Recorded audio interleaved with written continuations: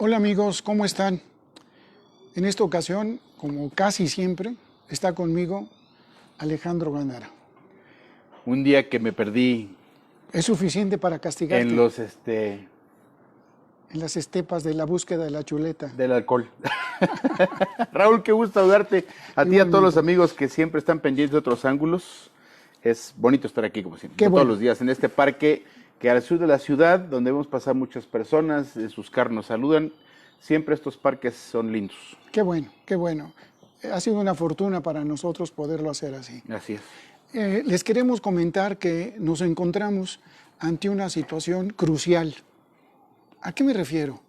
Hemos tocado otros temas como la salud, como la economía, como la inseguridad.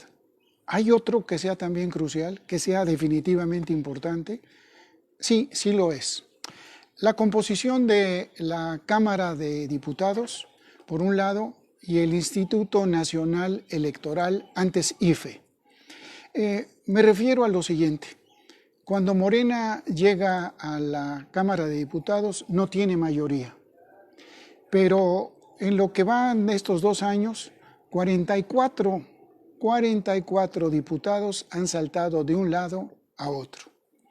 Para que ustedes tengan una idea, desde el pasado 1 de agosto, la diputada morenista Lorena Villavicencio denunció que se estaban comprando diputados. ¿A qué precio dirías tú?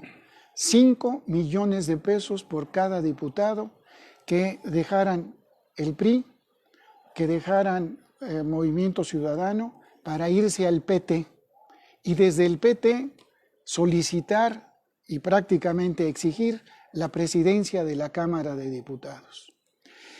En consecuencia nos encontramos con que debemos de preguntarnos qué tanto nos representan los diputados. ¿Son eso lo que se llama representantes populares o es todo lo contrario? De tal suerte que todo se prepara para la elección del próximo año, del año 2021. Y claro, Morena está captando, no sé si decir capturando, comprando diputados para hacerse de una mayoría aplastante. ¿Qué te parece a ti esto, Alejandro? Bueno, pues de entrada te diría que no es algo nuevo. 5 millones dices por diputado. Por diputado. Pues el diputómetro está barato, ¿no?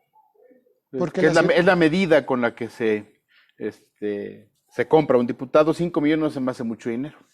Sobre todo para lo que significa el tener una mayoría. La realidad es que, bueno, no es una cosa nueva, es una práctica priista muy vieja. Lo hicieron durante mucho Dijiste tiempo. priista. Priista. Ajá. En este nuevo PRI que encabeza hoy Morena, pues está haciendo exactamente lo mismo. Y fíjate que las repercusiones, no sé qué tan grandes vayan a ser. Ahora que estábamos por entrar al aire, tú hablabas de cómo hay dos temas, que es el de la Cámara de Diputados y lo que está ocurriendo con el INE. La fractura al interior de Morena es fuerte, como siempre pasa con un partido que está gobernando y que está gobernando con un peso enorme. Yo creo que no teníamos un presidente como el que tenemos en este momento desde Carlos Salinas, en mi muy personal forma de ver las cosas, muy entrometido en todos los temas, muy protagónico, muy echado para adelante. El último que recuerdo fue Salinas, que agarraba y cuando estaba en desacuerdo con cómo se estaba gobernando en alguna entidad de la República, iba y los quitaba sin problema, ¿no?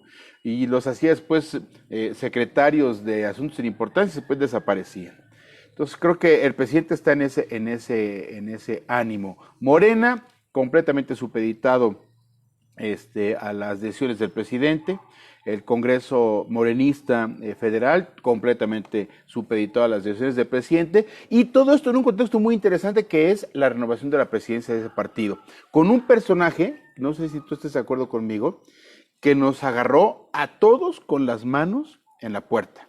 Porfirio Muñoz Ledo, el único hombre que en mi muy personal también forma de ver las cosas considero estadista en este país, el único el último. Una joven promesa. Una joven promesa sin duda, se avienta a decisión de De buscar la candidatura. la presidencia de ese partido, y se me hace un tema muy interesante. Entonces, bueno, vamos a ver en las próximas horas, días, semanas, un escenario muy movido, porque la entrada de Porfirio Muñoz Ledo a la búsqueda de Morena viene a recomponer también lo que está ocurriendo al interior de la Cámara de Diputados. Hay grupos muy específicos, el de Mario Delgado es uno de ellos, quizás el que mayor apoyo tiene de la presidencia de la República, aunque usted no lo crea, Jade Kolpolemsky lo intenta, y personajes del oscurantismo y del absurdo, como Gibran Ramírez, ¿no? Que ha decidido que ya tiene el tamaño político para competir por un partido de este tamaño. Entonces, bueno, está como para dar risa, ¿no? ¿Y qué me dices de Gerardo Fernández Noroña? Gerardo Fernández Noroña, oye, que le dijo palabras más, palabras menos pendejo al presidente, en un video que anda circulando por ahí. Pero yo no creo que haya que espantarnos de que Gerardo Fernández Noroña pretenda dirigir la Cámara de Diputados. La Cámara de Diputados es un microcosmos. Yo creo que eso es importante decirlo. Es un México chiquito. Muchas personas a mí luego me dicen, es que la Cámara de Diputados todos los diputados tendrían que tener mínimo una licenciatura, tendrían que saber escribir, tendrían que saber hablar. No, eso me hace más incorrecto. Y se me hace incorrecto porque creo que la Cámara de Diputados en efecto nos representa como somos. Somos un cosmos multicultural en el que todo el tipo de representación está ahí. Entonces, a mí me hubiera gustado mucho que Gerardo Fernández Noroña la dirigiera. Caray, entre una película de Tintán y eso hubiera sido igual de divertido, ¿no? Bueno, yo encuentro que la situación es crucial para las próximas elecciones. El hecho de que un partido que tiene al presidente en el poder además esté comprando diputados para tener una aplastante mayoría, pues me parece que es jugar con los dados ya cargados. Jugar de tal modo que quienes aspiren a poder tener gobernadores, presidentes municipales, regidores, etcétera, etcétera, pues se van a encontrar con un muro de contención debido, entre otras cosas, no digo que sea la única, a esta situación. No fueron nada más 4 diputados que se compraron con 5 millones. Hay datos que nos hacen pensar que son 17 y que 4 o 5 han sido por convicción, o yo diría por decepción de su propio partido. O por la convicción que puede representar Sor Juana Inés de la Cruz. Claro, puede ser. Representar los billetes de 200, ¿no? Claro. Todo esto es válido. Y luego tenemos como casi un embudo que desemboca en el hecho de que hay partidos, agrupaciones, organizaciones que quieren ser partidos políticos. Entre los más notables está fundamentalmente un partido que encabeza la familia Calderón, Margarita Zavala y don Felipe. ¿Y el comandante Borolas? Como le dicen algunos. Y por otra parte, un partido confesional, el partido Encuentro Social. No nos debía de asombrar, pero quizás caigo en el lugar común al decir, para nuestro asombro, ese partido confesional sí obtiene, no el permiso, porque son muchos los requisitos, digamos, cumple satisfactoriamente para ser un partido político. En cambio, el de Felipe Calderón, por el hecho de utilizar una plataforma electrónica llamada Clip, donde ellos muestran que los aspirantes, que las personas que los nutren tienen nombre, tienen apellido, tienen la tarjeta credencial del INE y además han hecho una carta señalando que están convencidos de que este es un partido con tales y tales principios. Bueno, esto no nos debería de extrañar, digo yo, pero el caso es que los consejeros del IFE ya tenían prácticamente hecho el dictamen. Aprobado el dictamen. En consecuencia, pues ya se advertía que este partido político también iba a entrar. No fue así. De repente, una de las consejeras señaló que había un dictamen que desconocía, una carpeta que no sabía qué contenía, pero eso era suficiente para poder dar el voto en contra. Y esto generó que la báscula, si la podemos ver de esa manera, se fuera hacia el lado opositor y el equipo, el partido de la familia Zavala Calderón fue negado. Sin embargo, ellos están apelando al instituto, al Tribunal Electoral. Quién sabe qué pase, pero yo creo que con esto a quien se favorece de manera muy clara, si es que no, presumo que no va a haber en el Tribunal Electoral una afirmación o una respuesta positiva, pues va a favorecer fundamentalmente al PAN, Acción Nacional, porque de alguna otra manera este partido, México Libre, le hubiera restado votos. ¿Tú qué piensas de esto? Fíjate que flaco favor le hacen al presidente, si es que en verdad hubo mano negra para que México Libre no fuera partido. ¿Por qué? Porque en el momento en que México Libre pudiese entrar al escenario electoral, lo que va a hacer es atomizar todavía más, fragmentar más los votos. Entonces, bien lo dices, el gran ganón puede ser aquí el Partido de Acción Nacional. Pero yo te voy a decir otra cosa. El presidente necesita un antagonista. Todo el tiempo lo ha necesitado. Y tiene en Felipe Calderón al mejor expositor. Es ideal. Es espléndido. ¿Por qué? Porque Felipe Calderón lleva de perder todas. Hay que decir un asunto. El fin de semana que el presidente se pitorrea de Felipe Calderón y de que el desde INE, su rancho, desde la chingada, allá en Chiapas, desde que el hecho de burlarse, esa risita que tanto le duele a Calderón, porque el INE no le dio su espacio, demuestra claramente que el presidente necesita a alguien con quien estar enfrentando. ¿Por qué Felipe Calderón tiene de perder todas? Hay que decir algo muy en concreto. Felipe Calderón está siendo juzgado políticamente en Nueva York. No es García Luna. El personaje de García Luna es que está encerrado, pero las baterías están enfocadas en contra de Felipe Calderón. Entonces, flaco favor le hacen a Morena y al presidente dejando a Felipe Calderón fuera, porque va a perder todas. No tiene demasiados puntos flacos.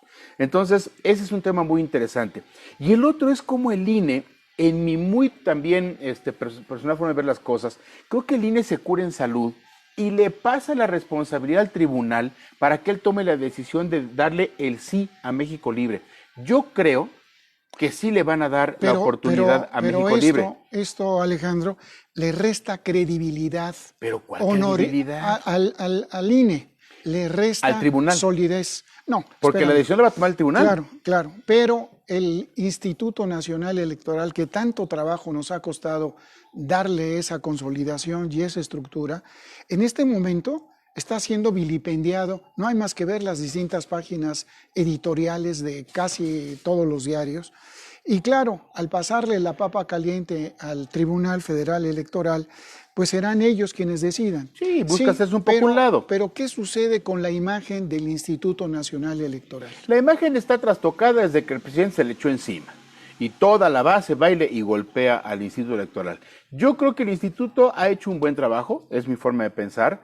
Finalmente tenemos un presidente que tardó 18 años en llegar porque ganó una elección y el instituto estuvo ahí para respaldarlo con todas las de la ley. Entonces yo no creo que el golpe vaya a ser más funesto de lo que ya ha sido en contra del Instituto Nacional Electoral. Lorenzo Córdoba ha intentado hacer un trabajo medianamente digno y se van a desquitar los diputados morenistas con el Instituto Nacional Electoral dándole un presupuesto más bajo. Hay una elección el próximo año 7% más grande que la del 2018. Es la mayor de toda la historia. La mayor de toda la historia, pero además con elementos que hay que nadie había pensado. El Instituto Nacional Electoral tiene que comprar, por ejemplo, cubrebocas para las personas que cuando lleguen a la casilla no los tenga. Yo me pregunto, todos vamos a ir a embarrarnos el dedo en la tinta indeleble. Cuando alguien con COVID ya se haya también embarrado el dedo y vamos a hacer un contagiadero o va a tener que ser una suerte de spray. En fin, todos esos nuevos elementos van a tener que estar contabilizados. Y se dice que hay una idea presidencial de quitarle 21% al Instituto Nacional Electoral, 21% con una elección que es 7% más grande. Es una locura lo que está ocurriendo en ese sentido. No, es y una estamos ante una elección de Estado. Sí, pero yo no lo veo como una locura, sino como una pretensión presidencial de achicar un organismo autónomo, un organismo que ha costado muchísimo que tenga esto, libertad, capacidad decisoria, y al realizar este tipo de maldiciones, de calificaciones, lo que está haciendo es minar la credibilidad del IFE. Si añades este asunto que ha escandalizado a muchísimos medios de difusión, pues el Instituto Nacional Electoral deja ya mucho que desear.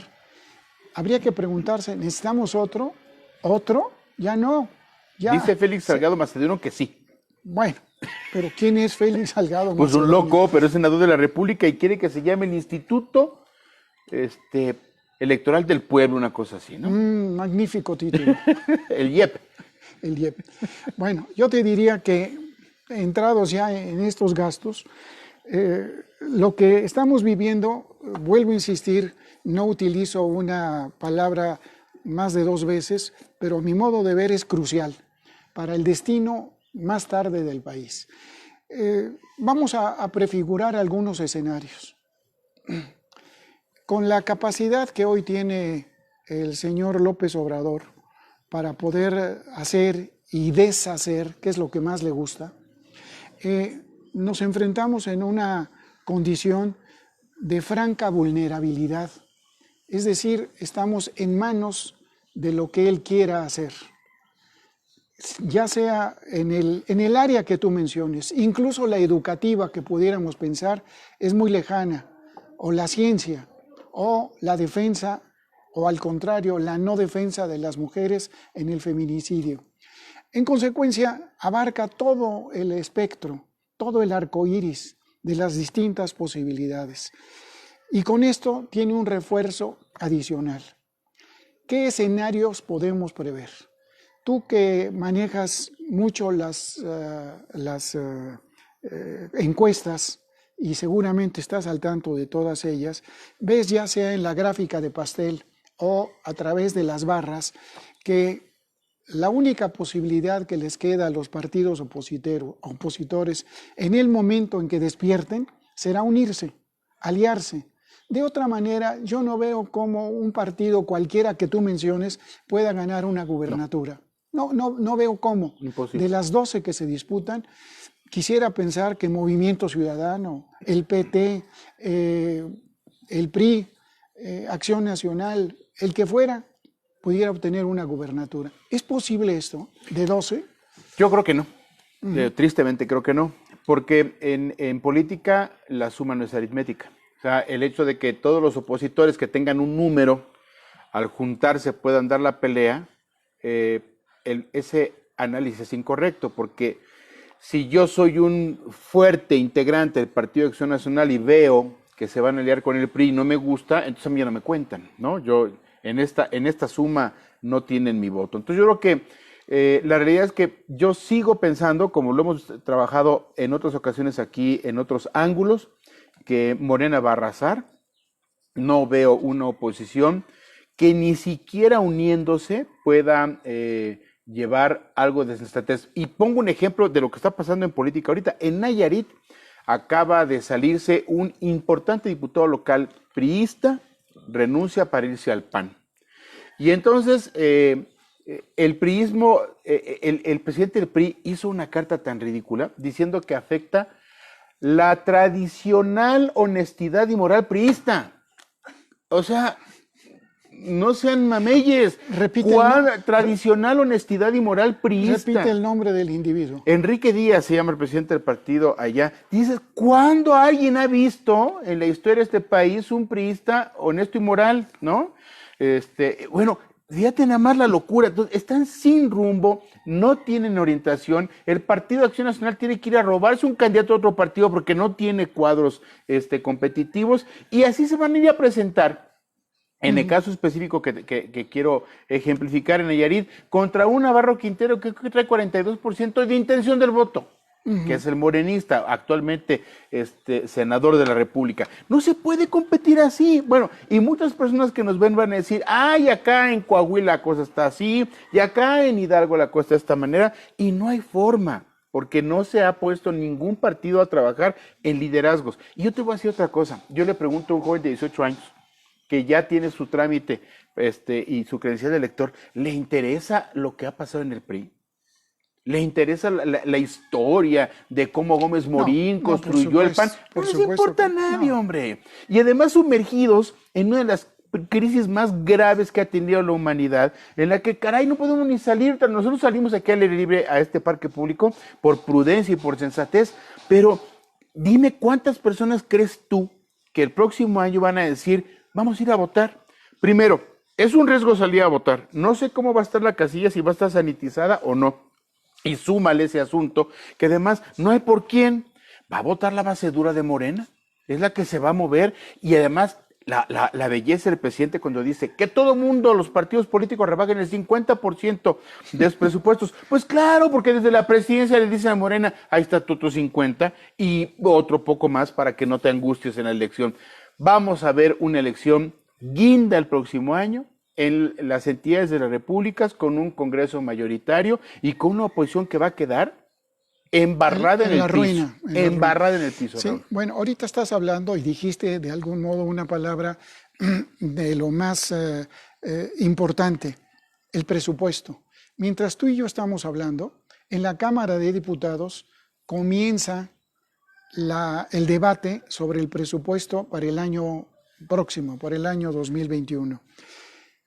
Como lo hemos dicho, como está de alguna manera ya sancionado por la opinión pública, el número de diputados comprados y acercados o de alguna manera enchufados al partido Morena, ¿qué podemos esperar para el presupuesto próximo?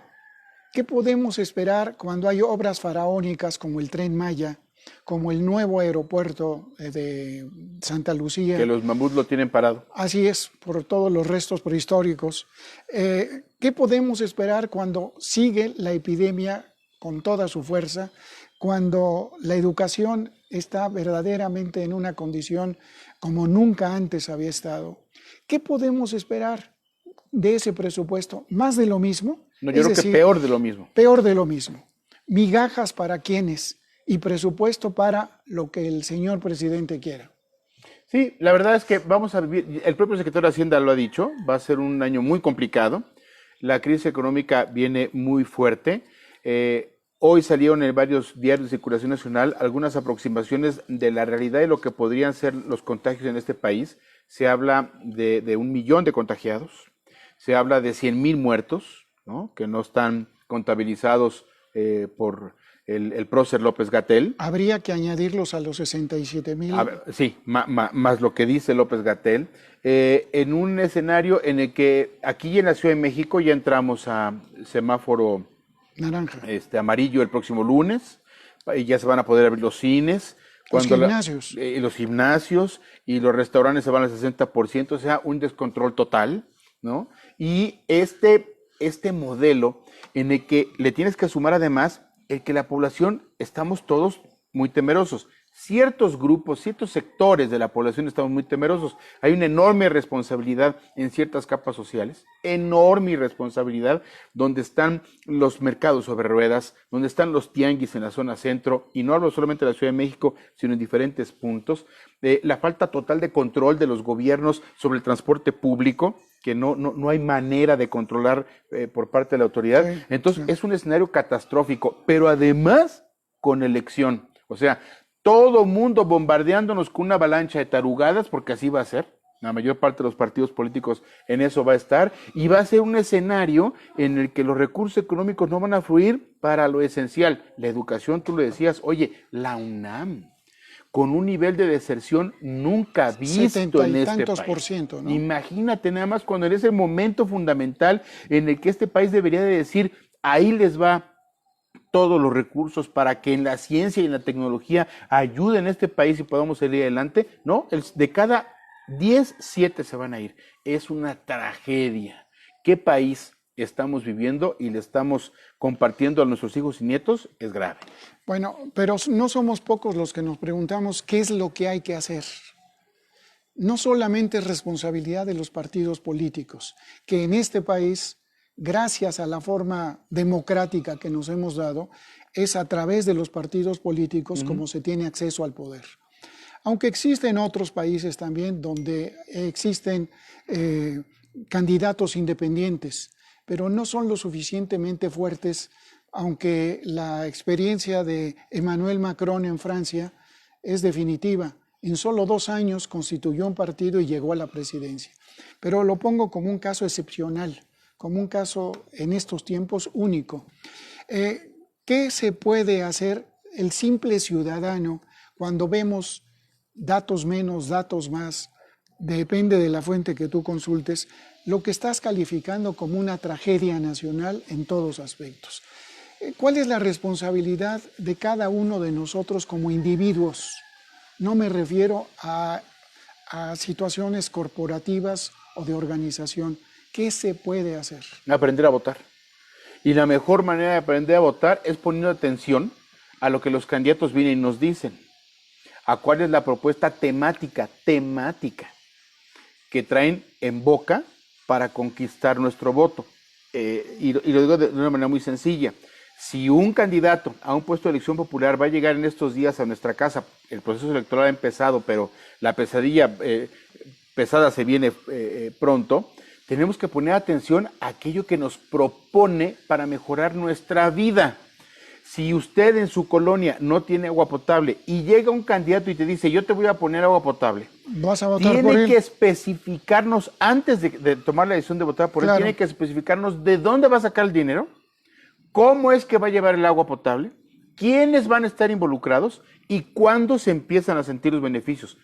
Eso es lo principal, porque si el problema es el agua potable, todos los candidatos van a llegar a decirnos que nos van a ofrecer el agua potable, pero debe de llegar uno a decirnos, de aquí voy a sacar el recurso, estos son los ahorros que voy a generar y en tanto tiempo voy a entregar las obras.